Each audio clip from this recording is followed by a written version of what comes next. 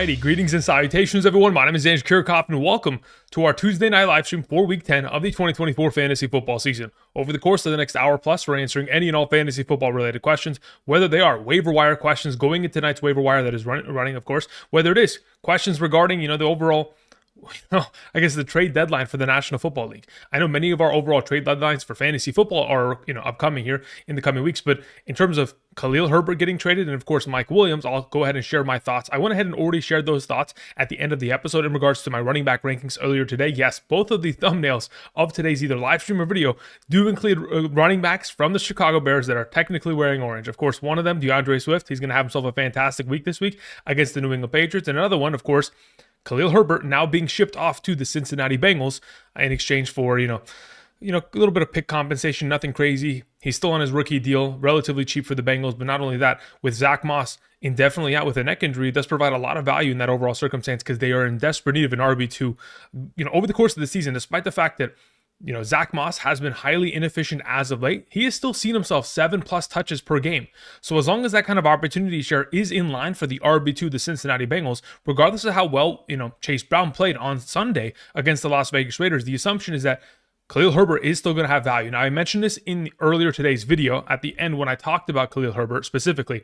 So in regards to yesterday's overall waiver wire discussion, where I would now have Khalil Herbert in terms of jumping up in terms of priority would be just after Jaylen Warren and between Jaylen Warren and Tyjae Spears. So Khalil Herbert, in my opinion, would be the second most valuable running back on waivers if in fact he is still available. Because again, I would still expect him to get about 7+ touches within a singular game. And if anything was to happen to someone like Chase Brown, again, I understand right now he's dealing with a rib injury. If anything was to happen, there is so much value to be had within this backfield. I think this is a perfect landing spot for Khalil Herbert based on the entire circumstance, unfortunately, with Zach Moss being indefinitely out with the neck injury. Now, in regards to Mike Williams, going to the Pittsburgh Steelers was something that, again, was rumored for the last couple weeks now. Finally, it clicked in. But Mike Williams, again, he's a possession wide receiver. He's a 50-50 ball guy. He's a deep ball receiving option. Very seldom is he going to ever have himself, 10 receptions in a singular game. That's not going to happen. The way that he has ever been utilized within the Los Angeles Chargers organization, whether it was with Justin Herbert, Phillip Rivers, etc., it just really hasn't been where he's getting himself a plethora of targets within a given week. So he could still be of value, and I'm going to increase his overall value from where I had him yesterday to being like the number 4 overall waiver spot. Again, understand that you wouldn't pick him up to play him this week because he's not going to play. But you would pick him up to play him in the future. So like 2 weeks from now, starting in let's say, for example, week 12, he'd be significantly more relevant because at that point he will have learned the entire offense. And at that point, on the opposite side of George Pickens, have himself a pretty good volume of opportunity going in his direction. Henceforth, considering Russell Wilson as the quarterback, a far more polished passer in comparison to what Justin Fields was providing. So again, both those options, incredible. I just wanted to go ahead and give you my first and foremost thoughts regarding those players. Obviously, both of their values have increased. So again, if they're available in your league and you are in need of wide receivers and or running backs that could contribute, again, don't expect these two to contribute this week. If you're looking for players that are going to immediately make an impact this week because there are 4 teams on bye and a bunch of players dealing with injuries, again, do not forget, Packers, Browns, Seahawks, and Raiders are all on bye. So if you're going to need a player to fill in this week, these are not the guys to do so. Khalil Herbert and Mike Williams are not the answer, but for the future of the remainder of the season, they're certainly going to be implicated within their offenses to being fantasy relevant. All right, with that all covered. Again, I want to thank you guys for joining us. I know tonight there's a lot of things going on around the world, but as of right now, let's talk fantasy. Again, there are some important things to deal with, and that being the waiver wire. So let's get into answering some of these questions, shall we? All right, beginning with the first question sent in via Super Chat, we had Tommy Gunn. Tommy, thank you very much. Tommy says, major win with the Chargers defense and Xavier Legette in Week 9. Congratulations. Glad to hear that. Says, thanks, boss. What are your thoughts on Keaton Mitchell? Do you think he's going to outdo Justice Hill? Justice Hill has primarily been their receiving back as of this season. Now, Keaton Mitchell, obviously coming off of the season-ending injury last year, there is an expectation that eventually he will be able to go ahead and overtake Justice Hill. But just look at Justice Hill's overall role. He doesn't get very many opportunities anyway.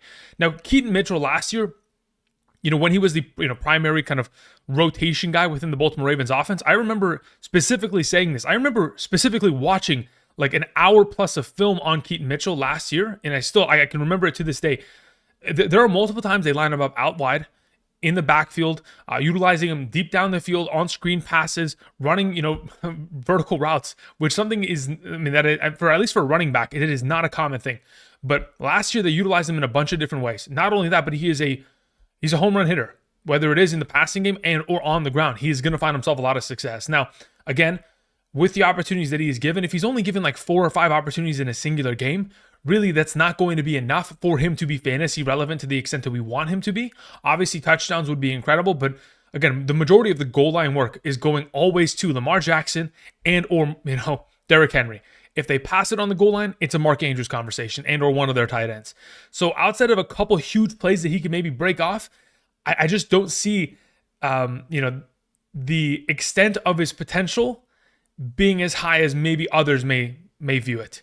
Because really the offense just has too many cooks in the kitchen. You've already brought in, so many players, so many pieces. Isaiah Likely is still there that is vying for targets. You just brought in Deontay Johnson. You still have Bateman, Flowers, etc.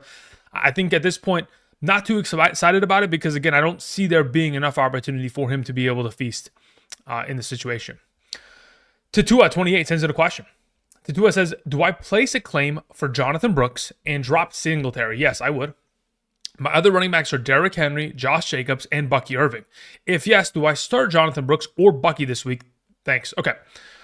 So to answer your question, I would still start Bucky Irving this week. You have to understand that Jonathan Brooks, again, this is going to be his debut game in his rookie career. He still is going to be kind of slowly but surely transitioned into the offense. They're not going to give him the full reins, but I do believe that you should be making this swap. Absolutely put a claim in for Jonathan Brooks in order to swap him out for Singletary, because Singletary, unless there was an injury to take place to Tyrone Tracy Jr., for the remainder of the season is going to be a backup with no fantasy upside. Therefore, Jonathan Brooks would be the guy that we want. And I would start Bucky ahead of him still this week, but you want to give him some time to at least get some reps. And then eventually, by the time we maybe get to like week 12 and beyond, at that point, we may be in the conversation of getting him in the top 12, 24 conversation, depending on his overall kind of share of the backfield in comparison to Hubbard. But yes, let's make the swap there. Thank you for the question. All right, Lucius sends in a question, says, is Jordan Mason a drop at this point? I believe so. I mean, I've kind of kept on that overall point for the last, I would say, week now.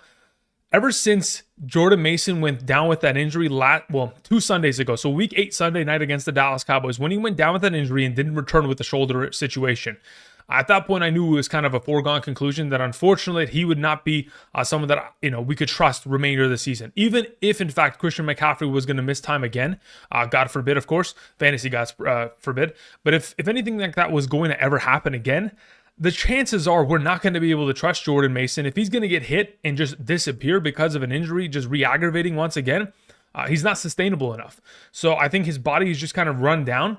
And at this point, I'd rather just have Isaac Guerrero as that RB2, kind of moving forward if I was trying to cuff Christian McCaffrey in that situation. All right, Daniel Lundquist has sent in a question. Nothing attached to it. Let me see if I can find your question in the live chat real quick, Daniel. Thank you for sending that in. Let's scroll. Okay, so I see it says in a full PPR, who should I pick up in the waivers rest of season / playoffs? I have Olave, London, and Lamb. Reed on bye, Evans on IR. Options are McConkey, Shakir, Addison, Waddle, Ridley, Allen, Jennings, and Johnson. Okay, so you've got some pretty good options here. It says thinking of dropping Olave and my second defense and pick up the Chiefs. Okay. So this is my immediate thought process. So if you're going to drop your defense already, and there's a potential in which you're going to drop your kicker, Daniel, what I would do first and foremost is I would try to drop kicker in defense right now, assuming your kicker isn't someone like Kaimi Fairbairn or Younghoe Koo or somebody that's a solid kicker. If you have a solid kicker, you don't drop him. But if you have somebody that you think is replaceable and you want to go ahead and try to pick up Jake Moody off of waivers, I would be willing to drop kicker in defense in order to pick up 2 wide receivers. Specifically, I would try to go get Shakir. And I mean, at this point, Shakir, Ridley, Waddle. Actually, if I was going to order it for this week, let me think about this. Waddle versus LA, Ridley versus, I'm trying to figure out who does Tennessee play. I talked about earlier, Los Angeles Chargers. And then we have Shakir versus the Colts. Okay, so I'd probably be in like the situation because again, McConkey's, he's okay, but again, very much so sketchier situation there. Jennings, okay. So the way that I go about it this week, I'd go like Waddle 1, Shakir 2, Ridley 3. I try to pick it up in that order, pick at least 2 of them up if you were dropping kicker and defense, because I would want to pick them up and then put Lamb or Olave, if in fact they were to miss time, onto your IR spot. But considering Evans is in your IR spot, again, I don't know if Olave is an immediate drop.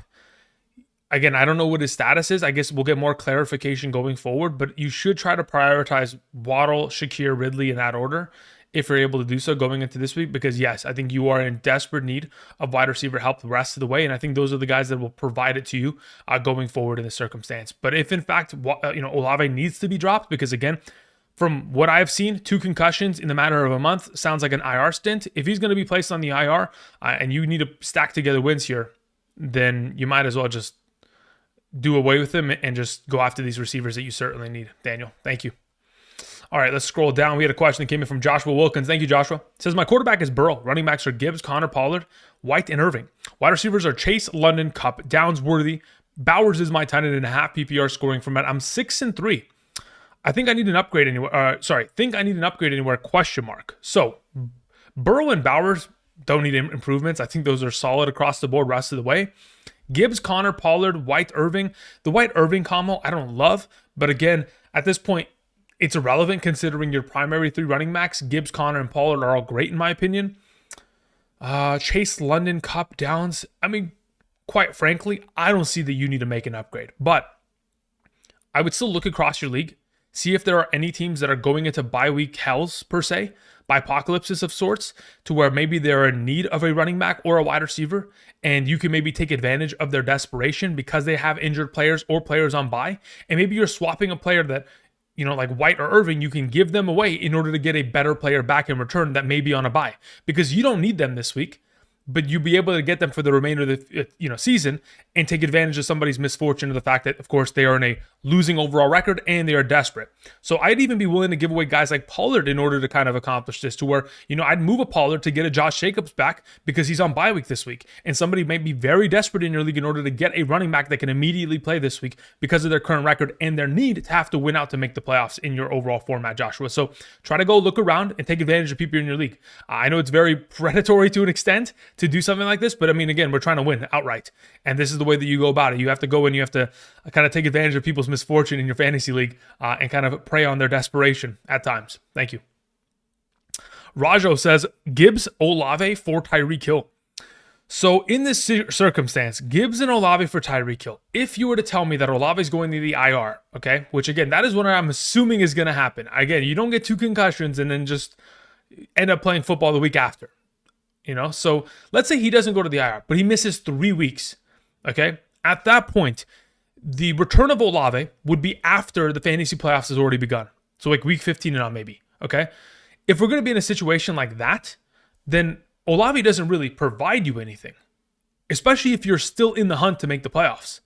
So if you're just trying to get to the playoffs and we're talking about Tyreek Hill versus Gibbs, that is a straight 1-for-1. Again, it's just a matter of what kind of wide receiver depth you're in need of. And if you're willing, or not willing, but if you're capable of giving away a running back and still being kind of secure at the position and get a wide receiver that, again, should be more upside than not rest of way, then I'd be willing to make that move. I don't have an issue with it. But again, it's very much so dependent on a lot of those different circumstances and the kind of context of the variables on your team as they currently stand. Lockie McQueen sends in a question. Says, hey, Andrew, questions in the chat. All right, Lockie. It says, hey, Andrew, I'm looking to see if you could suggest some moves. In my 14-team non-PPR, we have Mayfield, Purdy, okay, which are 2 great quarterbacks. And again, Purdy just passed his bye week. Once Mayfield, observes his bye week next week, you'll have Purdy and you'll be good to go. So again, those 2 quarterbacks don't really need to change in my opinion, unless, you're playing in a 2 QB league, in which at that point in a 14-team format, I doubt that's the case. Anyway, you have Debo, you have Kupp. Fantastic. Wanda Robinson, I think, is droppable to an extent. I think that could be I think in a non-PPR, Wanda Robinson does not need to be rostered anymore. Moving on, you have Coker, you have Pearsall, you have McCaffrey. So certainly probably hitting the waiver wire this week to see if there's anything that we can maybe get in exchange for, Wanda Robinson. Outside of a full PPR format, I think is very much so a non-startable option going forward. But going forward in terms of the rest of your team, you have McCaffrey, you have Garendo as the handcuff, you have Brooks, Mostert, Ferguson, and Kincaid. Thanks. Okay, so the way that I would see, in my opinion, that you can go about this is you could wait a week, depending on what your record sits at. Wait for McCaffrey to pop off, then trade him for 2 players next week, or do it right now, in which you are trading McCaffrey and getting 2 starting running backs in return because you're desperate need of depth. You literally have McCaffrey Brooks and Mostert as your running backs on roster. I would trade McCaffrey and go after 2 running backs. If someone's going to give me, let's say, for example, I don't know, let's say they give me David Montgomery and they give me, let me see here. Let's say they give me David Montgomery, James Conner. Again, probably not possible, but let's say they do it. Yeah, I'd take it. Because at that point, like, I'm out of the risk of the potential of when McCaffrey could get injured again. And at the same time, I'm getting more depth that can start on my team. Like, now, again, you could wait, let McCaffrey put up his 25 points per game, which certainly would be as capable of both of those running backs combined. But again, that's the only way you would theoretically kind of build depth on this team. Otherwise, you have no kind of variable movement. Unless somebody wants a quarterback from you, Kupp, Debo cannot move. You have no other wide receiver depth. McCaffrey's the only RB that I can trust on this team, and you would theoretically move him in order to get 2 running backs so that you're kind of have a little bit more upside in that overall conversation while having less risk with just McCaffrey as the only back and the injury concerns that he may have going forward. Alex Sondgrass sends in a question. Says, in a standard league, tight ends start Gesicki, Pitts, or Taysom Hill. Going into this week, again, considering the Thursday night matchup, now understand, like yesterday's overall waiver wire video, Gesicki only sat at number 3 because the waiver wire video is in regards to the rest of the season. If we're talking about this week, Mike Gesicki is the highest ranked of those 3. On top of the fact that, again, we still don't know what the status of Drake London is, but even if Drake London was not to play, I'd still probably roll with Mike Gesicki in this scenario. He takes on the Baltimore Ravens, first and foremost, an incredible matchup at the tight end position. They also have T. Higgins trending not to play. And again, the last time out, Joe Burrow against the Baltimore Ravens secondary threw for 500 yards and 5 touchdowns. I mean, Joe Burrow was coming off of a week in which he threw 5 touchdowns, and he did it nonchalant. Therefore, I would assume that Gesicki should probably have himself a pretty good week here. Even with the lack of overall target opportunity last week, again, the opportunities were enough to get him, yards after the catch and get him highly relevant. So I'd probably lean in that direction if I'm sticking with one guy this week, standard league outright. Now, if we're looking for your next question, get Ray Davis, Gesicki, Myers, or Taysom Hill off of waivers. Look, if Jacoby Myers is there and you're in desperate need of a wide receiver, I would say that Myers is more important rest of the way than Gesicki. So I would actually be willing to go after Myers first and foremost, assuming that he could start for you in future weeks. And then I would go for one of those lesser options, either Pitts or Taysom Hill as the tight end. Because again, Gesicki's only, yes, technically he's more valuable than Pitts and Hill this week. But for the rest of the way, if you can get Jacoby Myers, regardless of who plays quarterback for the Raiders, he is the number one. He will get himself the high volume of targets he deserves. So as of right now, I'm leaning in the direction of Myers being that number 1. And then again, if you can get Gesicki, great. But if you don't, then you just pivot to Pitts and Hill, etc. within your waiver priority of picking them up. Your last question, Buffalo, Giants, or Falcons defense this week. Okay, so Buffalo takes on Indy, Giants takes on Carolina, and the Falcons take on the New Orleans Saints. I'd probably prefer to play the Buffalo defense this week, number 1, then go with the Giants 2, then the Falcons 3. That's the order in which I would play them myself. Thank you, Alex. Bacon sends in a question. Says, in a full PPR, I need a tight end. Who should I pick up out of Jonnu Smith, Taysom Hill, and Mike Gesicki? I would play Mike Gesicki this week very comfortably. Just like I mentioned earlier to Alex, he is a fantastic play within the great matchup and, of course, the absence of T. Higgins. And Eric All Jr., of course, their rookie tight end who just tore his ACL, who typically plays about 30+% of the overall offensive snaps on a per weekly basis. Therefore, it will open up more chances for Mike Gesicki to be highly utilized within this offense and continue to be a pretty big force for the attack against Baltimore. That secondary for Baltimore cannot stop a soul. Expect Burrow to tear them apart on Thursday. Thank you.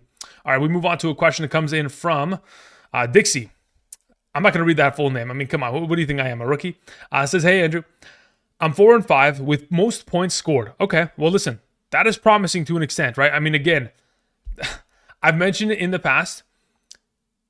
There are some leagues out there for fantasy in which you can structure it. Just like we talked about yesterday, someone was, sent in a question and told me, hey, Andrew, even though I am, second in points scored, the way it works in my league is that even though the top 6 teams make the playoffs, the 6th team is based on whoever scored the most points. So you can do it like that in your league. Or there are other leagues in which, besides wins and losses head-to-head, you also get a win or loss based on if you were in the top 50% of scoring within that given week. So you get 1 or 2, so you basically play 2 games a week, total score and head-to-head matchup.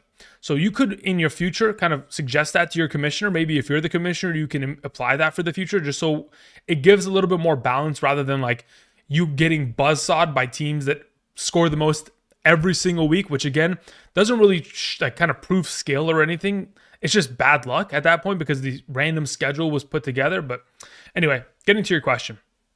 You have Jaden Daniels, Jamar Chase, Cooper Kupp, Gibbs, Taylor, McBride. Flex and my bench is Devontae Smith, Kenneth Walker, Connor Murray, Mahomes, Love, and Hawkinson. Yeah, so I can see what's going on here. You've got a really good team, Dixie, and the fact of the matter is, yeah, you've gotten unlucky. As for the way that we would go about kind of potentially improving this team, you don't need 4 quarterbacks. Unless you play in a 2 starting QB league, I think you should probably do away with at least 2 of them and maybe hit the waivers and then try to make some 2-for-1 trades. I mean, if you want to, which I would probably do so, like I'm taking Taylor right now and I'm probably taking Devontae with him and I'm going 2-for-1 and trying to get a major upgrade of running back. Like I'd go after a Bijan Robinson after I hit the waiver and address wide receiver at that point. You know, I mean, you don't have to because again, you still have Walker, Taylor, Gibbs, Connor, but that's what I would do because you've got such a stacked team that I'm just trying to build the Exodia. If you don't know what Exodia is, it's a Yu-Gi-Oh reference. I'm just trying to build the most powerful, unstoppable team possible at that point. Thank you. Stephen Bowman sends in a question. Thank you, Stephen. Says, hey, Andrew, do you think I need to drop Jordan Mason for Ray Davis or Khalil Herbert in a half PPR point league? Should I drop Deontay Johnson for Mike Williams? Okay, so dropping Jordan Mason for those 2 potential prospects at running back, it is purely as to the matter of like, do you ever find that you're going to need to start Ray Davis or Herbert in the coming weeks? When you look at your upcoming schedule, do you believe that they are guys that are going to be, making an impact for your team? If the answer is yes, then yes, I'd make the swap. If not, you don't need to waste that kind of waiver priority on them and just keep it rolling. Now, as for the Deontay Johnson question, I'd still keep Deontay Johnson. I don't really need Mike Williams that badly because again, Deontay Johnson, as he gets more comfortable within that offense, give it a couple weeks, he will be some relevant piece, so especially considering he'll probably take over the overall role of Bateman, considering he is a significantly superior wide receiver on the outside in comparison. So I'd keep Deontay Johnson, and honestly, I'd be willing to keep Jordan Mason unless you believe that there is going to be a circumstance in which you are going to need, Herbert to start in a coming week, which if he will be needed, then yes, you'd make the swap. But yes, I would go after Herbert, not Ray Davis. Frank Grillo sends in a question. Thank you, Frank. Says, should I play Jake Ferguson or pick up Gesicki or Taysom Hill? Yes, I'd pick up one of those 2. Considering Dak Prescott is for sure out this week, Cooper Rush kind of scares me in that circumstance. The last time we saw Cooper Rush at a very high capacity of overall snaps was when guys like Dalton Schultz were on the Cowboys. So there's not really a known connection between Ferguson and him. Obviously, last week, Ferguson didn't do much in the absence of Dak Prescott in the overall circumstance. But yeah, if it was me, I'd pick up Gesicki and I'd play him. Now, am I dropping Ferguson for him? No. But again, if you have some other available option to drop, then great. Also, Kyler Murray or Mahomes, or should I look to see if... should I look on the waiver wire? I mean, look, as of right now, Kyler Murray versus the Jets, Mahomes versus Denver. Technically, both are supposed to be difficult matchups. If you were going to look at the waiver wire, quite frankly, I don't find that I'm going to start Aaron Rodgers over either of these 2. If it was me, I would probably play Kyler Murray or Mahomes. By the time I get to Thursday's video, I'll have a full designation as to who I prefer. But yes, if it was me, I'm keeping Murray and Mahomes and playing one of those 2 as of right now. I'm not really too panicky on the situation. Ross Wong sends in a question. Thank you, Ross. Ross says, my quarterbacks are Stafford and Love. My running backs are Chase, Brown, Stevenson, Pollard, and Charbonnet. My wide receivers are Chase, Nico, Puka, Devontae, Tillman, Allen. Okay, so really stacked the wide receiver there. Tight ends are Kraft and Hill. It's a 12-team full PPR, 2 flex league. I'm currently 5-4. How do you feel about the team rest this season? Upgrade a running back, tight end, or quarterback? I mean, look, at tight end, you don't theoretically need an upgrade because like Tucker Kraft should be relevant more often than not, especially where that offense is trending. When you take into account what this most recent week kind of turned into with a heavy rain game and Jordan Love really not able to put anything together in the first half, again, it will lead to far more points in the future and, of course, a lot more red zone opportunity for Kraft in that circumstance. So I'm not too worried about that situation with Kraft. As for running back, again, you really just have, I guess you have 2 reliable players per se. I don't consider Stevenson to be reliable. If I was in your position, I would be trying to try to sell Stevenson coming off of 2 touchdowns each of the last 2 games. Again, if you can move him, I think that would be very valuable in the long term. In terms of their upcoming schedule, I don't mind it, which again makes Stevenson arguably okay. but I'd rather go after some other potential running back options there, like a Najee Harris or something like that.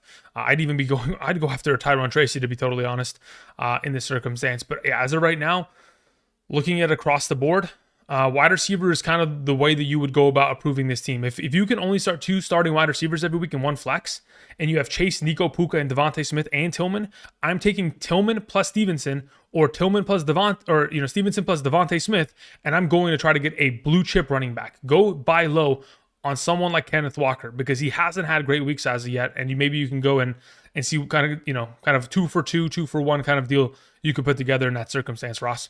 So that's my immediate idea. Let's try to go and upgrade running back by using Stevenson and maybe some of your other variable depth at wide receiver in order to do so. All right, Jay Spear sends in a question. Says, in a full PPR trade, Connor for London.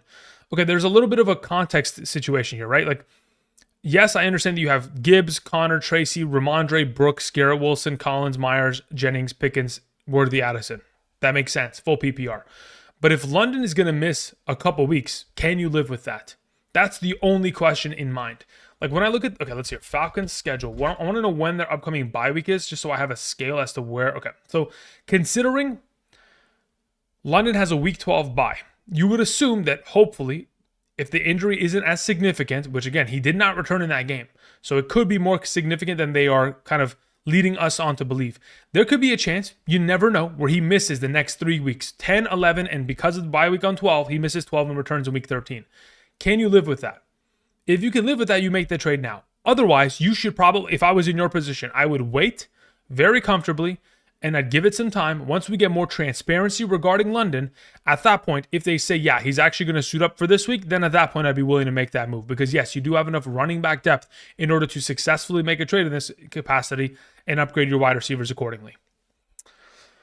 All right, let's see here. Romeo sends in a question. Says, in a 10-team half PPR, I'm 6-3. My team is Lamar, Christian McCaffrey, Kyron, Pollard, Hunt, Dowdle, Tracy, Puka, DJ Moore, Deontay Johnson, Dell, Pearsall, Downs, and Kelsey. Okay. Just got offered Tyreek Hill and James Cook for Kelsey and Pollard. Should I accept? Who's your other tight end besides Kelsey? So the issue is I don't see any other tight end on your roster. So my question is let me see here. Where it says, should I accept? I'd pick up Kraft, Henry, or Gesicki off waivers. Got it. Yeah, you know what? I would accept the deal. If I was in your position, considering the wide receiver depth that you lack clearly, I think this gives you a lot of potential for the future. And I think Tyreek Hill, again, is the most valuable piece here. But you're also making a running back. I mean, you're making a wide receiver upgrade and a running back upgrade. Going from Pollard to James Cook is huge. And going from Kelsey to Tyreek Hill, I think, is huge. And being able to pick up, hopefully, I would say picking up 2 of those options, because you're going to need one of them for this week and then one for the future. So if it was me, I'd say you pick up Gesicki for this week and then Kraft for the future of the season. Honestly, if you don't even want Kraft, go for Gesicki and Henry, have both on roster. Maybe drop someone like Pearsall off of your team just to give yourself another additional bench spot so you can have 2 tight ends. But definitely pick up 2 of those 3, and let's make that deal, Romeo. I think it's great for your position going forward. Twisted Folk sends in a question. Thank you, Twisted. Twisted says, in a half PPR, I have Love. Which of these quarterbacks are top 2 this week to stream? Tua, Rodgers, Cousins, Stafford, and Herbert. Okay. Looking at it objectively, let's see here. Tua versus the Rams is not bad at all. Cousins versus New Orleans isn't bad either. Stafford versus Miami is not bad. Herbert, look, I think they're all arguably solid plays. Across the board, I don't think there's a... Yeah, when I look at all these quarterbacks, I don't specifically look at one and think to myself, yeah, this one is going to have a problem this week. I don't actually have that mindset at all. So in that kind of a circumstance, it makes me think, okay, well then how do we separate the values of like who's really going to be able to outdo themselves in comparison to the bunch? To where I'm thinking like when Matthew Stafford has a full healthy Puka Nacua, which he will have this week. Again, Puka Nacua last week was dealing with an injury. Him getting ejected actually helps because it keeps him kind of fresh in that circumstance. I'd like to have Matthew Stafford out of all of these options. Then the next best option in my mind, specifically within this game, if we have, I mean, it could be argued to be Tua. It could be argued to be Aaron Rodgers. Could be, you know what? It would probably be like,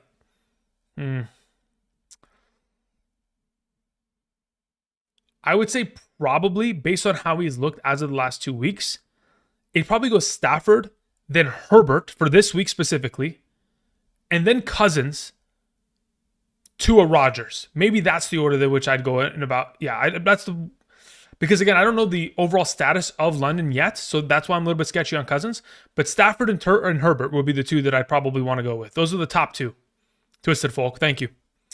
All right, Jay Spear sends in a follow-up, says, I also need to drop 2 from my last question, as Nico is on my IR and Njoku is on a bye week. Okay, Jay Spear, let me go ahead and scroll back up and give you a little bit more context here. So if we need to drop 2 players off of this team, Worthy needs to be dropped. And then at that point, the other droppable technical option is either... Yeah, honestly, it's Addison. Yeah, it's Addison. Because in no world are you going to play Addison over Garrett Wilson, Nico Collins, George Pickens, or Jacoby Myers rest of the season. And especially if you trade for London, you're not going to need him even more. So Addison and Worthy would be your 2 drops in this circumstance. Jay Spear, thank you for the patience. Appreciate it.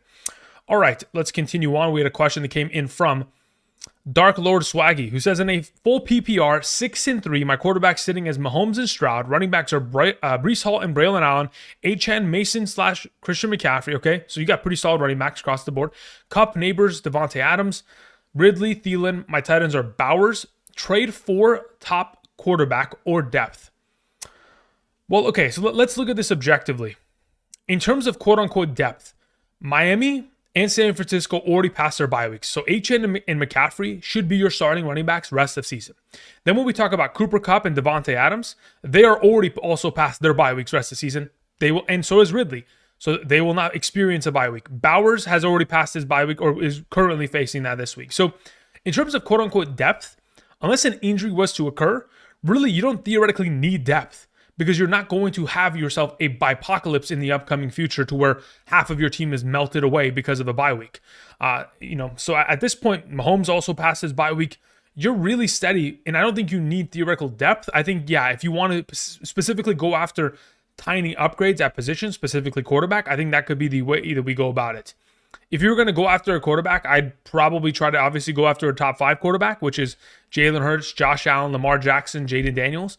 Those are the 4 horsemen of the apocalypse. If you can get one of those 4, sure. But obviously, let's try not to overpay for it, because really what you have on roster is really strong in my mind, and I think is capable enough to carry you the rest of the way. Thank you, Dark Lord. Appreciate it. Let's see here. LV Sid sends in a question. Says, if Nico plays this week, him or Tracy in the flex. If Nico Collins is active, which he should be, he is the play. Nico Collins active is a top 5 wide receiver rest of the season. Every single game, regardless of what they play against. So, yeah, if Nico Collins is active, absolutely firing him up. Which, again, when I say if he's active, he will be active. There's no way coming off of a 4-week injured reserve stint that he's not at a healthy enough capacity to play. So once he's ready to go, absolutely go, and start him over Tracy in the flex. Tanner E sends in a question. Thank you, Tanner. Tanner says, down bad with Jacobs on bye and Higgins injury. PPR, I need one flex between Deontay Johnson. Nope. Hawkinson, maybe. Algier, nope. From the bench, or Gesicki, DeMarcus Robinson, Pearsall. I'm not interested in Pearsall in that situation. Gesicki could be the play. Actually, it probably is. If I was to tell you the most valuable prospect out of all of them within this given week in a full PPR, Mike Gesicki is the answer. So that's the direction I'd lean in. Tanner, thank you. Let's see here. Dark Lord Swaggy says, who are some good targets for playoffs? So if we're talking about like targets for the playoffs, specifically at quarterback in your circumstance, let's go in. Let me pull up the fantasy playoff strength of schedule just so I can kind of base it off of that for the quarterback position. So when we look at weeks 15 through 17 for the fantasy playoffs, some of the best schedules at quarterback, unfortunately, belong to quarterbacks that aren't very good. But so like the best fantasy schedules at quarterback belong to the Tennessee Titans, Giants, Jets, Raiders, Cowboys, Panthers. Then we get Ravens, which is good, obviously, but trading for Lamar is an arm and a leg. Arizona, which again, when you look at Arizona's schedule, taking on New England, Carolina, and the LA Rams. Kyler should feast in the fantasy playoffs. Then you have Kansas City taking on Cleveland, Houston, and Pittsburgh, which again, I think is a pretty good overall stint of games. Tampa Bay taking on Los Angeles, Dallas, and Carolina, also a pretty good 3-game slide there. So I think, Arizona, Kansas City, Tampa Bay, but you already have Mahomes, so maybe you just keep it at that point. Dark Lord Swaggy, thank you. All right, let's see here. Eddie J sends in a question, says, hey, Andrew, would you trade Jonathan Taylor for Rashad White and Neighbors? Probably not. Let me see here. CeeDee Lamb for Terry and DK. I would trade CeeDee Lamb for Terry and DK. I would. Again, from everything that I have read earlier today, Dak Prescott looks like he's not only going to miss this week, but probably a 4-week stint onto the injured reserve. So if that is going to take place and he's going to miss at least the month, we're probably in a better situation shipping off Terry McLaurin than having to hope that Cooper Rush can deliver the ball consistently. I'll take the Terry McLaurin and DK Metcalf even before we get a confirmation regarding Dak Prescott, but it is trending in that direction. Let me go ahead. Sorry about that. My YouTube just crashed, so let me just reset it really quick. Okay, there we go. So going back to your question there, Eddie J. Not interested in the first one, more interested in the second question. Now, as we continue, you're currently 5-4 in a standard league. My wide receivers are the following. Yeah. So as of right now, again, if you were going to trade away JT, you would try to get back a stud running back in return. You wouldn't be able to make that trade and get nothing at running back in return. Rashad White equals nothing in that circumstance. He's coming off of a game last night that went to overtime, and he touched the ball 6 times. Now, I understand he didn't get a chance in overtime, but still, 5 quarters of play technically in the game. So going forward, you keep JT. I'd make that trade for Terry and DK. Thank you. Moving on to a question from Lockie McQueen who says, hey, Andrew, for my last question, for my last magic trick, I'm going to make this YouTube chat disappear. Okay, anyway, I'm going to make my live stream disappear. For my last question, I left out Chase Brown. I will be hitting the waiver wire. And do you think Wanda Robinson... Okay, got it. Is a drop between him and Pearsall and Coker? Yes, I do believe that Wanda Robinson is a drop unless you play in a full PPR scoring format. If you play in a full PPR, it's perfectly fine to keep him. If you do not, there is no reason to be keeping Wanda Robinson on roster because he purely is only valuable when getting 6 receptions. If you get no points per reception or even playing a half PPR, you cannot start him. Thank you for the follow-up, Lucky. Rogo, what's up? Says, who do I drop and or keep? Standard half PPR, we have Matthew Stafford, CJ Stroud. We have Cortland Sutton, Chubb, Philadelphia/Denver defense. I think Denver can be dropped. But again, it depends on what kind of matchups you want to play with. But Philadelphia, between the two of them, would be the play this week. Then you have Higgins and Cooper on the IR. I've got Debo. I've got Devontae Smith, Downs, Gibbs, David Montgomery, Swift, and what does that say? Baker Mayfield. Okay. Drop Seibert to get Moody. I think I keep Seibert.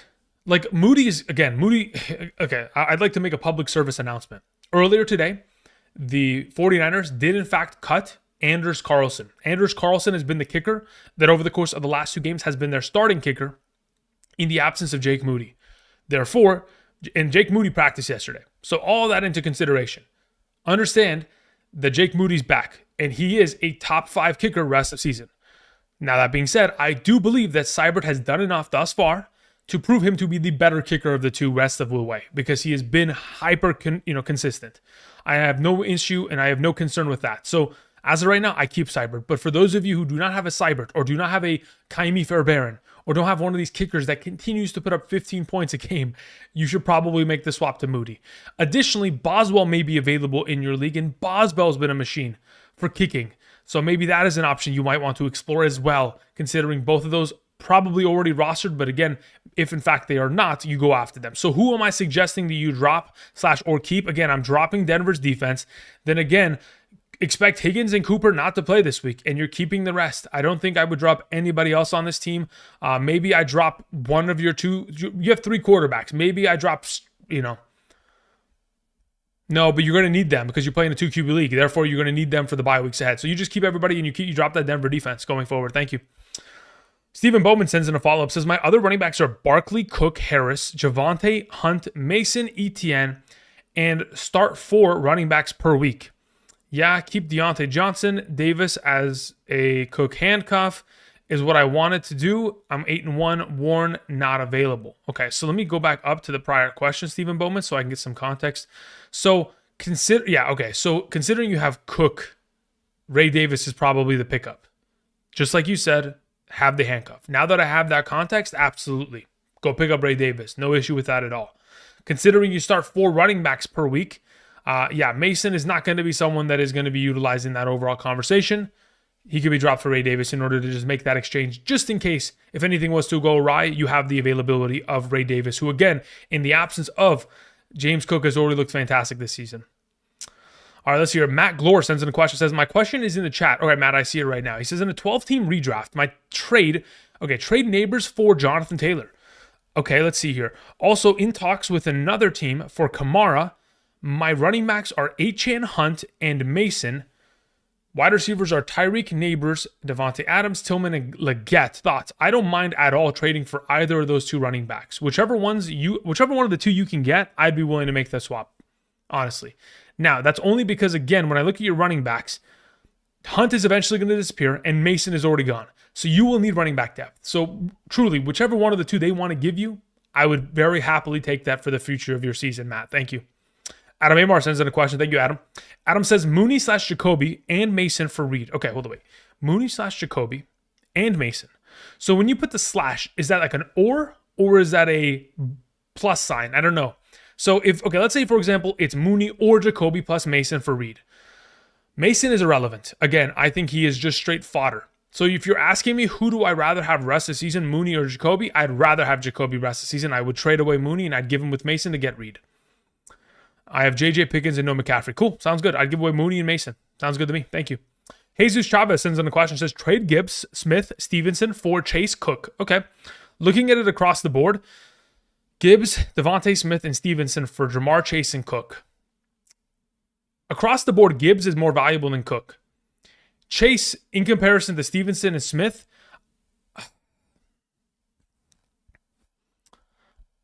I actually think I'd keep the Gibbs side of this deal.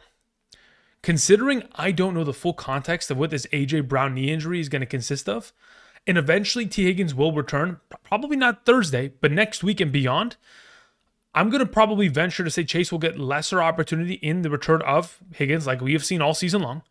And then in that overall circumstance, I just rather have what the Gibbs, Smith, and Stevenson side presents. So that's probably the direction I lean in as of this moment in time. Now, if you were to tell me that you play in an all-star team, Jesus Chavez, and these guys are just fodder to you, then okay, maybe we can just try to make the upgrade for Chase. But otherwise, I'd probably keep the Gibbs side of this deal based on the bubble that I'm looking at. Brian Colorado sends in a question. Thank you, Brian. Brian says, I'm in a super flex. I'm currently 7-2. I have Jacobs, Montgomery, Kyron, Rico, DK, Chase, Devontae, Keon, Leggett, Bowers. Was offered two separate trades. Number one, Montgomery and Keon Coleman for Pickens and Hawkinson. Two, DK and Jacoby for Olave, Bigsby. Thoughts? I would take the... Wait, okay. So both of these trades require you to give away good players for bad players, which I don't understand. In no circumstance do I want Olave or Bigsby. In no circumstance. Oh, wait. You're trading DK for Jacoby, Olave, Bigsby. Even with that, not interested. I'd rather keep DK Metcalf, totally. Because grabbing three players and throwing them on your roster is going to make you have to drop players. I don't want to drop players. No, thank you. On top of it, Olave's going to the IR. I mean, I have no confirmation on that. But again, someone named me another time in which a player has gotten 2 concussions in the matter of 3 weeks and avoided an IR stint. Someone's got to find the stat on that. I'm sure that is out there somewhere on the Googles. So no, I'm not interested in giving away DK there. As for giving away Montgomery and Keon for Pickens and Hawkinson, I mean, you have Bowers. So what do you need Hawkinson for? Like, you're 7-2. There's no need for Hawkinson. Pickens, no, don't need it. I'm holding, steady as a rock. You got a strong team here. There's no need to break them apart. Don't break apart the band. We're making great music as of right now. Just let the good times roll. Josh Campbell sends in a question. Thank you, Josh.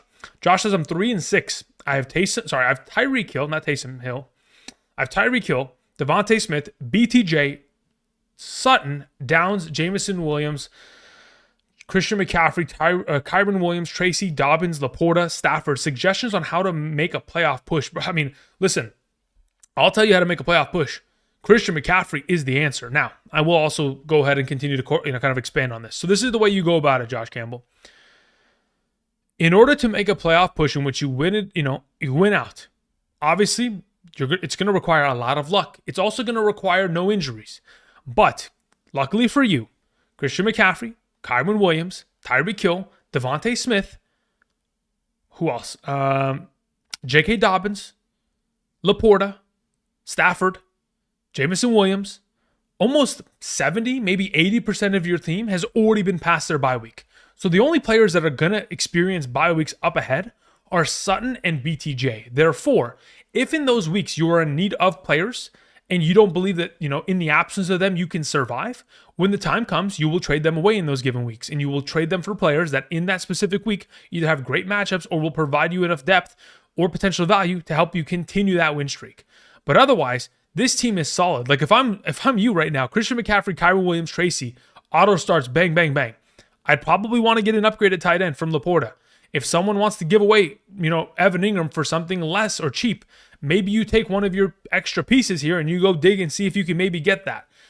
Because actually, you know what? No, I wouldn't be trading for Evan Ingram because he's going on a bye week eventually. So you're probably in the business of trading for a tight end who has already experienced their bye week, which I think you'd have to kind of look in on that and see if any team has two tight ends and is still willing to give away a tight end that has already, again, experienced their bye week. Other than that, solid team. Continue to start them and just let it ride. Thank you. Tars sends in a question. Tars says, trade D-Hop for Swift. Yeah, I don't mind that at all. I've got Kupp, Amon-Ra, McLaurin, Breece, Hall, and Javonte. Yeah, let's make the trade. I have no issue with that. When you look at the upcoming schedule for Swift, it's very favorable. So I don't expect the Bears to play like garbage every single Sunday. I think they'll be significantly better going forward.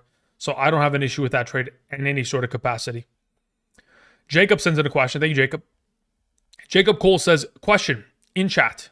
6-3, full PPR, 1 quarterback, 2 running back, 3 wide receiver, 1 tight end, 1 flex. I have Russell Wilson, Bo Nix, Devon Achane, Rico Dowdle, Pacheco, Guerrero, CD, Reed, Smith, Pickens, Coker, Kraft, Taysom, Chiefs defense. Okay, so your question is Calvin Austin going to be a bad pickup? Yes, absolutely. You cannot pick up Calvin Austin. You cannot pick up Calvin Austin. Just listen. Just look at your wide receivers. You have CeeDee Lamb, Jaden Reed, Devontae Smith, and Pickens.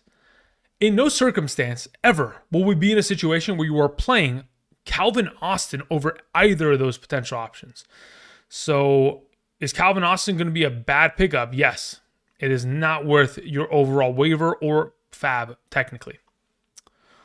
Octavio sends in a question. Thank you, Octavio. Says, in a 1 point per reception, 5-4, 10-team league, we have Josh Allen, Neighbors, Flowers, Gibbs, Hall, and Njoku, Hopkins. My bench consists of Marvin Harrison, Downs, Waddle, Bucky, Brooks, Dowdle. Okay. On a 3-game losing streak, any suggestions? I mean, look, you have Josh Allen, you have Neighbors, you have Flowers, you have Gibbs, you have Hall, you have Njoku, you have Hopkins. So my immediate thought is, without Njoku, need a tight end this week. Hopefully, either Hunter Henry, Mike Gesicki, Taysom Hill, somebody of that extent, maybe Jonnu Smith, is available on the waivers. Obviously, that's the first suggestion we need to make, trying to go and pick them up. Outside of that, a lot of your bench requires that they have pop-off performances in order to move. You would need Marvin Harrison to put together another solid performance to trade him. Downs would require another solid performance to trade him. Waddle would need to wake up to trade him. He is asleep at the moment. So as of right now, the bench is very much so low-key. Dowdle's obviously coming off a great week, but I doubt somebody that would want to trade for Dowdle, considering the overall situation you have. And honestly, considering Hall's eventually going to have a bye week here, you might want to hold on to him just in case. But yeah, definitely need to address tight end for this week. Outside of that, really, it's just a matter of kind of waiting for your bench to have those weeks so that you can eventually ship them off. Because yeah, I'm not too excited about them rest of season. Because they're obviously not consistent enough to trust in those circumstances. But really, Neighbors and Flowers will be your starters every game rest of the way. And honestly, so will Hopkins. So I'm not really too worried about it. I'm just kind of waiting and seeing if those guys can have pop-off performances to maybe you can, pair them up with like taking a Waddle and a Hopkins and trying to go get an A.J. Brown once he's fully healthy. Hector Hernandez has questions in the chat, brother. All right, Hector, let's see where you're at here. Where art thou, Hector Hernandez? Says, hey, Andrew, I need half PPR. Okay, I need a running. Okay, says need help, half PPR. I need a running back. I have Mason and Guerrero and Hunt. Jonathan Brooks, Roshan, Akers, Ray Davis, and Justice Hill are available. Also, should I pick up Westbrook Ikine or Demarcus Robinson? Demarcus Robinson would be preferred, but Westbrook Ikine, of course, is on a 4-game receiving touchdown streak, which could continue this week. Who knows? Somebody might want to, hedge their bets on Underdog on that. But as of right now, in regards to Demarcus Robinson, yeah, that would be the preferred. Now, as for your running back help, the fact that Jonathan Brooks is available, that is an immediate pickup. I'm dropping Mason and I'm picking Jonathan Brooks up. If you do not have McCaffrey, you could hold on to Guerrero, or you could potentially even go out and just pick up someone like Roshan Johnson or Ray Davis if you were going to need them to fill in to start in any sort of capacity. Because otherwise, Mason and Garendo, outside of a miracle, well, it wouldn't be a miracle. It'd be a disaster. Outside of a cataclysmic event of an injury to McCaffrey, they should not have value ever again rest of the way. Rogo sends in a question. Says, I'm in a one quarterback league, so one quarterback has to go out of the three. Okay, so Baker has to stay, and honestly, I'd ship Stroud. I'd rather have Stafford rest of the way there. Rogo, thank you. Let me actually confirm that was your team, and I'm not misremembering. Yeah, so Stroud gets shipped. Matthew Stafford and Baker stay rest of the way, because Stroud's eventually going to have to go on a bye week. Stafford's already had his. Baker's going to have to go on his bye week, but once Baker returns from his, he is your starter rest of the way. Thank you. Adam Amar sends in a follow-up, says, do I drop McMillan? Yes, absolutely. I have Jacoby Myers, J.J. Pickens, and Mooney. Yeah, McMillan is absolutely droppable. Considering his injury, it is unfortunate, but that has obviously kind of held him back from being, potentially what he could have been this season. It's not to say that he can't accomplish it in the future, but obviously that injury is enough to where it's obviously not going to give him any sort of advantage going forward. Especially once, he comes back from his injury, it'll most likely be after their bye week. Evans is going to be back by that point, which again, Evans and Otten will be the entire offense. Joseph Weintraub sends in a question. Thank you, Joseph. Says, hey, Andrew, I'm a huge fan. In a 14-team half PPR, I have CeeDee Lamb, Neighbors, Kittle, Aaron Jones, and Gibbs. Okay, pretty solid pillars across the board.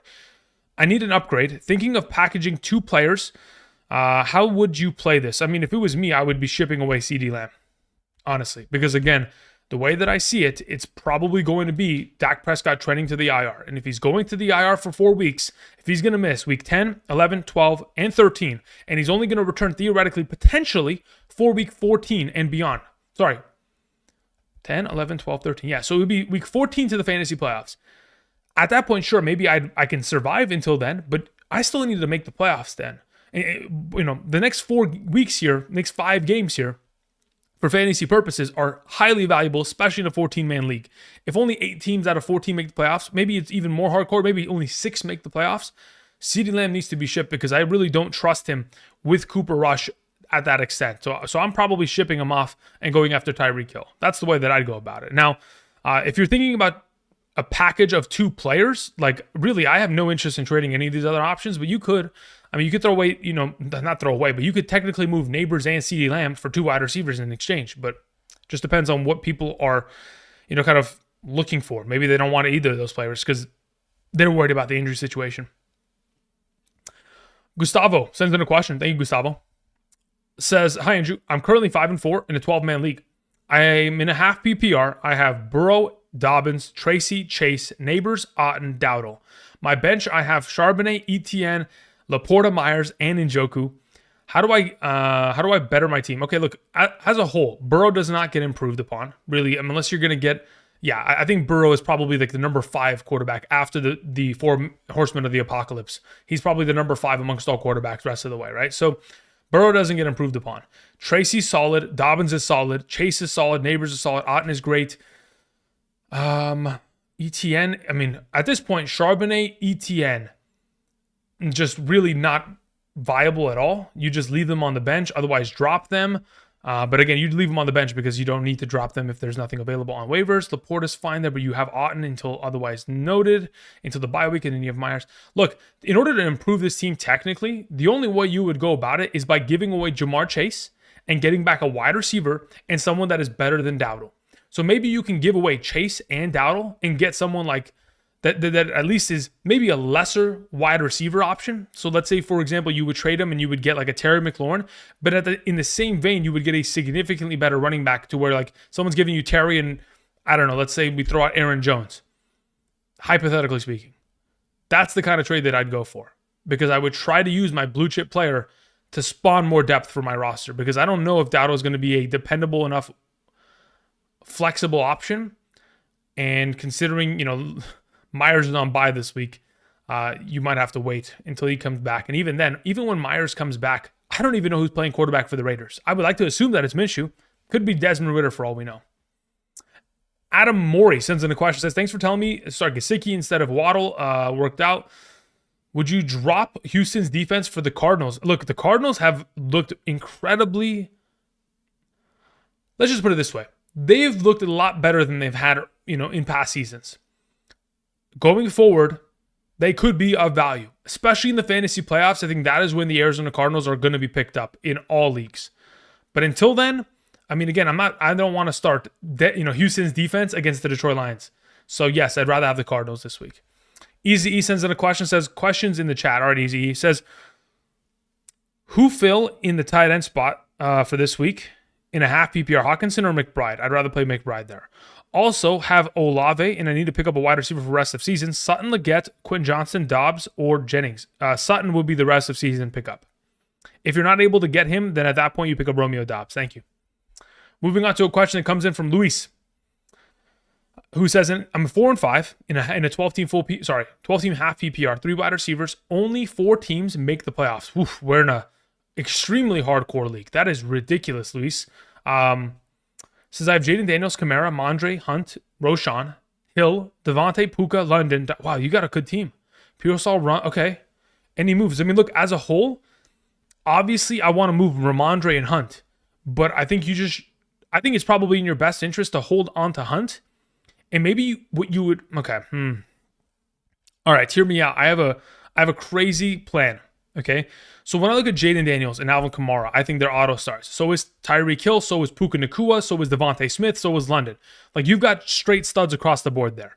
So then I look at Ramondre Stevenson and I think to myself, okay, technically he's got a solid matchup and technically he's scored 20 points in each of the last 2 weeks. But going forward, I want him off my roster. So if I was going to potentially plan a way of doing so, I would trade him for Josh Jacobs right now. I would go to the team in your league, hoping that they have a negative record, and they would be willing to take him for Josh Jacobs in order to have Jacobs for the rest of the season after this week's bye, because you don't need him to start, because you're going to start Kamara, Hunt, and all those receivers anyway. And then at that point, you'll be out on the Ramondre Stevenson situation and have a better running back, and you're taking advantage of the desperation of somebody that is missing a running back within the given week. Kind of, you're playing the long con in this circumstance. That would be my suggestion. Otherwise, hold as is, keep it moving. Jacob Cole says, I had a different question with that Austin pickup. Okay. Was wondering how I can upgrade that team. Wanted to try to grab Tracy with one of the wide receivers. Wanted to try and grab Tracy with one of the wide receivers. Okay. I mean, I don't think that's out of the realm of possibility in any sort of scenario here, because again, when you think about it this way, Tracy's not coming off of a great week anyway. So the potential of trading for Tracy definitely in the realm. If I was in your situation, Jacob Coles, yeah, let's try it. As to who we give away, I mean, again, I think at this point, I would prefer to give away Pickens it would be Pickens or Jaden Reed. But I'd prefer to give away Pickens if it was my choice. That's the way I go about it. All right, moving on to a question from G Medina, who says, do I drop Love or Geno to fill in both on bye? Yeah, you should probably drop Geno. At least if it was my choice, that's the way that I go about it. I think Jordan Love's schedule rest of the way is a little bit more compelling in my in my opinion. To the Max sends in a question, says, I have Christian McCaffrey and rostering Mason Garendo. Who do I drop? Okay, so I would drop Mason. Again, his shoulder injury is significant enough to where anytime he gets it re-aggravated, he does not return to play. So if at any point McCaffrey was to miss time, I wouldn't be able to even suggest to play Mason because I don't trust that he's going to stay healthy. Joel Garza sends in a question. Nothing attached to it. Hopefully you typed it in the chat. Okay, I see it. Joel says, full PPR, Bowers is on a bye. Kincaid, Hunter, Henry, or Gesicki all on waivers. Who should I grab? You should grab him. I mean, if this is just a 1 week play, and you're not going to use them for the future, which again, you don't need to because you have Bowers, I'd pick up and play Gesicki this week. All right, Firestone Production says questions in the chat. All right, Firestone, let's see here. Where are they? Okay, it says in a 12-team full PPR, quarterback is Hurt and Justin Herbert. Okay. Hurts and Justin Herbert. Wide receivers are Amon-Ra, Higgins. Running backs are Pollard, Hunt, Montgomery, and Pacheco. Very well. Ferguson and Ertz are my tight ends. Bench consists of Higgins, J-Mo, Demario Douglas, offered Reed, Evans, and Chase Brown for Amon-Ra and Hunt/Pacheco. Tied in first for 7-2. Okay, so hold up. Someone wants to give you Reed, Evans, and Chase Brown for Amon-Ra, Hunt, and Pacheco. So they're giving you a 3 for 2. Okay, looking at this objectively, when I look at your running back depth, you have Montgomery, Pollard, and then you have Chase Brown. Do I prefer Chase Brown over Hunt/Pacheco? No. I would rather have the Hunt/Pacheco combination.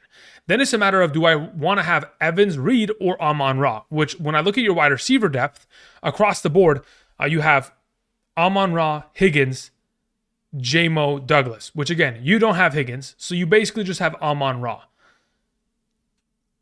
Higgins will eventually return, though. If you had told me like you can start 3 wide receivers in this league, like I'm talking about 3 starting wide receiver spots and 1 flex, I would say take the deal. I'd rather have the Reed Evans, Chase Brown side. But if that's not the case, why would I make this deal? Can I play one of these in the flex? So I'm gonna, let's say for example, we make this deal. You past week 12, like if we're talking about the fantasy playoffs, right? Because you're 7-2, you're making the playoffs regardless. You can close your eyes and make it to there. You would start Evans and Reed at wide receivers. Then you would start Chase Brown with Montgomery Pollard as your 2 running backs in your flex. And that would be it. If you didn't do so, you would play Higgins. So you have Higgins for the flex as well. This is tough.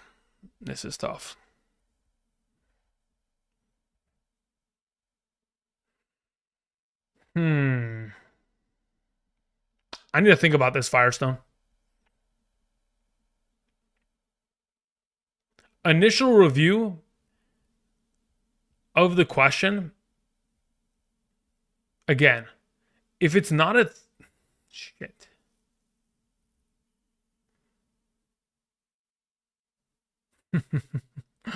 This one's tough. How do I build this roster if I don't make this trade? How do I improve this? Because then you just have to wait for Higgins to get healthy. Because if you don't have Higgins there, then you're just killed on wide receiver depth. But even if you make this trade, you still don't have Higgins and you don't have Evans. I'm actually curious. Did you end up typing anything in this chat outside of this? No. Shoot. I want to know, how many wide receivers can you start in this league, Firestone? Like, excluding flex. Once I know that, it'll be easier for me. Thank you. To the Max sends in a question. Says, in a full PPR, drops Khalil Shakir or Downs for Mooney or Tillman?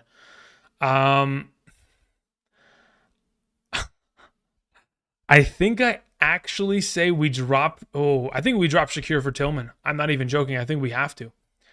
Even though yeah, I think we do.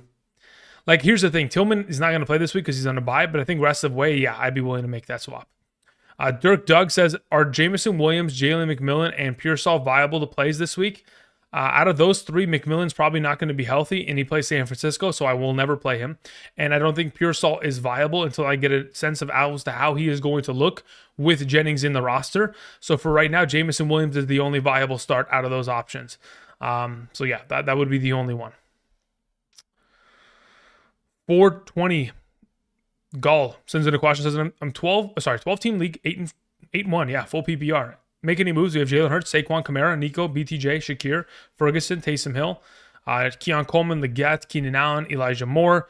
Keep Nico round 10 or BTJ round 7. I'd rather keep Nico Collins round 10 if we're talking about next season. But yeah, I don't think you need to make any moves. I mean, look, when I look at this team as a whole, quarterback doesn't need to be improved.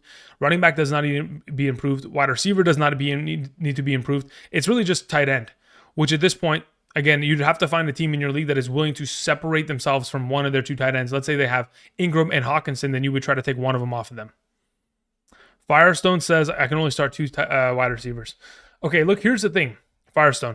So you can go about this of one of 2 ways. You can keep it as is and wait for Higgins to get healthy. Or you make this trade and you are just purely looking towards weeks 15, 16, and 17. And you are just trying to win those specific weeks and just try to pray that you win 1 or 2 more games to make the playoffs, which again, I don't know how many teams make the playoffs in your league, but again, if you are playing in a 12-team league and only 6 make the playoffs, you're going to need at least 8 or 9 wins. So with that context, considering you can only start 2 wide receivers, if you were to make the trade, theoretically, once you get to the kind of playoff conversation, if you were to make the trade, Higgins, Reed, and Evans would have to fit into 2 spots, but then you could have, at least it gives you more variable depth to be. Honestly, I think we take it. I think it's very risky, but I think I'm willing to take it. Yes, I think I'm willing to take it. Just because it gives me enough, or it gives me a little bit more depth to where I can make the decision instead of having to be like, all right, well, these are the only guys I have, and this is what I have to go with. So I'd probably take the deal. It's so tough. That is a trade that I would mull over for hours. I know you're asking me and hoping that I'd be more confident about it. I don't even know, because I think it's probably the hesitation for me is just because it's so close of a trade that I'm willing to sit on the fence and be like, I'm okay with either of the two. But to have an utmost of confidence on one side over the other, it's purely just a matter of like, what is Mike Evans going to look like once he returns? If he's Mike Evans of Mike Evans, then I think that's the side that we would take, because he's a top 12 wide receiver in the absence of Chris Godwin. So that's kind of the direction I'm leaning in, and that's why I'd say you take it. All right, LDMND sends in a question. Says, in a 12-team full PPR, these Marvin Harrison Jr. Dud weeks are killing me. Yeah, trust me, man. I know. The 1 week I thought he was going to dud against Miami, he goes for 20 and makes me think, he makes me rethink everything. I'm like, I don't even understand. Like, projection model says he's not going to play well, he plays well. Projection model says, okay, well, maybe he's going to play decent this upcoming week, plays like dog shit. Like, it's incredible. So again, I think Marvin Harrison's a guy where it's like, pick your poison. If you want to play him, expect him to not play well when you have him in your lineup, and expect him to go off on your bench. That's pretty much what he is this season. But getting the question of your overall situation here, you have Kyler, Nix, Brees, Kamara, Pacheco, Marvin Harrison, BTJ Shakir. Okay, would it be crazy to trade Brees Hall and Marvin Harrison for Tracy, Sutton, or Reed? Yeah, I think it would be crazy. I think so. I'm not willing to make that kind of a move. Like, if somebody wants to give me Sutton or Reed 1-for-1 for Marvin Harrison, sure, but I'm not trading Brees Hall in order to get Tracy in return. No, thank you. Joseph Weintraub sends in a follow-up, says, if I was to package Kittle with one of my running backs, who would it be, Gibbs or Aaron Jones? It would be Aaron Jones. Would you send this for Kyron? No. Hall, no. Bijan, no. I don't believe Kittle will keep it up the pace. I would trade him for Saquon Barkley. I would trade away that combo for, like, I would go for the top tier. You may think that Kittle is going to disappear. I don't see it that way, but I understand where your kind of logic comes from, because again, with more weapons added to the overall conversation, it could kind of spiral down the overall potential of red zone upside that Kittle has seen over the course of the last month plus, or 2 months actually, 2.5 months, in the absence of Christian McCaffrey. I see where your mind's at. I don't objectively disagree. I think there's a possibility that you could be right in this circumstance, but yeah, if I was going to trade, let's say Aaron Jones and Kittle, I'm going for it all. I mean, like, getting Bijan's okay, but like, who you filling in for Kittle? Like, if you're going to just like grab, all right, well, we're grabbing Kincaid, like, I'm not excited about that. I think Kittle in his sleep is better than Kincaid, so I'd just rather keep it. All right, Teen Man Yo sends in a question, says, Wando Robinson or Quentin Johnston? I'd rather have Quentin Johnston. Pollard or Rico? I'd rather have Pollard, thank you. Airbender sends in a question, says, PPR, I have Otten. Trade Pitts for Tillman. Listen, I think Tillman is, I've watched a lot of film on Tillman. I think it's, I'll objectively say it. I think he might be like the guy for their future. Forget Judy, forget Elijah Moore, cut them all. Who cares? It's Tillman show. Like, he is ridiculous. So with the quarterback he has currently, I'd be willing to make that move. CPS sends in a question. Or CPs sends in a question. Thank you, CPs. Says, I have Hurts, I have Achane, I have Jacobs, I have CD, I have Kupp, I have Kittle, I have Smith. Waddle and Swift in the bench. Let me know what you think about my team in a 10-team full PPR. Also, do you think CD will be top 5 wide receiver for fantasy playoffs? Might trade for him. Might trade him? Yeah, I think, look, if we look at the upcoming schedule for the Cowboys, here's the thing, like, we don't know the overall extent to Dak's injury. What if Dak's out for the rest of the season, right? Trouble. Their fantasy playoff schedule: Carolina, incredible. Tampa Bay, incredible. Philadelphia, they just played, or they're going to play Philly this week. You would assume that they could at least be competitive. It's a really favorable schedule, but it just depends who's playing quarterback. That's it. Now, even with Cooper Rush there, he could still be highly valuable. Could be a top 20, top 15 wide receiver. It's just, can I get more value out of him in this circumstance? Now, when I look at your team as a whole, CPs, Jalen Hurts doesn't get replaced. Achane, Jacobs is great. Kupp, Kittle, Smith, Waddle. I mean, look, at this point, Swift, I don't have an issue with your team at all. if you were to give away CeeDee Lamb again, you got to get a stud wide receiver back in return. Like I'm talking about top tier, top 5 players. So unless you make that kind of a swap, I'd keep him and I'd just let it ride. Alrighty, let's see here. Can I get for Chuba and Najee in a full PPR? Look, here's the thing, Devin. When you ask what can I get for those two players, I'm not the one that should be answering that question. That's your league mates that need to answer that. You have to find someone in your league that is so desperate for a running back that they're willing to trade for Chuba Hubbard, even in the return to Jonathan Brooks. Additionally, trading away Najee Harris would be very easy. I've mentioned this earlier today in the running back video that I posted on the channel, Top 40 Running Backs. In a half PPR, Najee Harris in the last 3 games is averaging nearly 17 fantasy points per game. The guy is a machine. So trading Najee Harris isn't difficult. As for Chuba Hubbard, that is the difficult overall, kind of conversation. So really, it's just a matter of which teams in your league need a running back, and do you need a running back in exchange to trade them away? That's all that matters. If the answer to the first one is there are a lot of teams that need a running back, and the second answer is you don't need a running back in exchange, then I think almost everyone would be willing to trade with you. As to what you want in exchange for it, it's just a matter of like, if you're going to give away a running back that is averaging 15 plus fantasy points as of late, I want a wide receiver that is going to do the same, right? So that's what you look for. Let's see here. It says pick 2 in a 6-point per passing touchdown league. Aaron Rodgers, CJ Stroud, Cousins, Herbert, Daniel Jones, May, Flacco, Winston. Rest of season, I mean, at this point, there's just... Rest of season, I'd probably lean in the direction of like Cousins and Stroud. That's probably the way I go about it in a 6-point per passing touchdown format. Aaron Rodgers, maybe 3rd. Either him or Tua will be number 3 in that overall conversation. Crispy Chris says, should I start Pitts or Kincaid? I have no clue. I'm going to be totally honest. It depends on Drake London's overall kind of circumstance. If Drake London is going to be inactive, I think that gives even more kind of confidence in starting Kyle Pitts against the New Orleans Saints. But even again, like if we look at Kyle Pitts against the Saints earlier this season, let's see here. Kyle Pitts against the Saints earlier this season. Yeah, 3 targets, 0 receptions. That's the only issue that I have. But I will say, last week against the New Orleans Saints defense, who did we have? Jatavion Sanders, the rookie tight end for the Carolina Panthers. Was it 4 catches for 87 receiving yards? So I think Pitts is probably the play regardless. But again, his ranking could overall change by the time I get to Thursday's overall video. Blue Jay says, hey, Andrew, thoughts on Debo rest of season? Should be fantastic. I have no issue with it. He has rushing upside. He has receiving upside. And again, he's associated with one of the best offenses in the league. Or once they get Christian McCaffrey back, it will be one of the best offenses in the league. And obviously, the only thing we ever have to worry about Debo is just health. That's it. And I'm not too worried considering he's coming off of his bye week. All right, guys. I appreciate y'all continuing to support the channel again.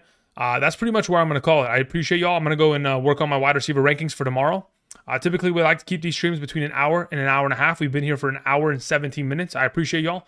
I'll answer a couple more questions here that I see, and then I'm going to go ahead and bounce out. Again, if you guys want rankings for Thursday and Sunday, you can always check out the Patreon and ask me questions there. Again, I answer questions at an unlimited basis, so you don't have to wait for me to live stream. You can just shoot me a DM on Patreon. And or, of course, you can always check out the Underdog overall link down in the description when you sign up using code Andrew.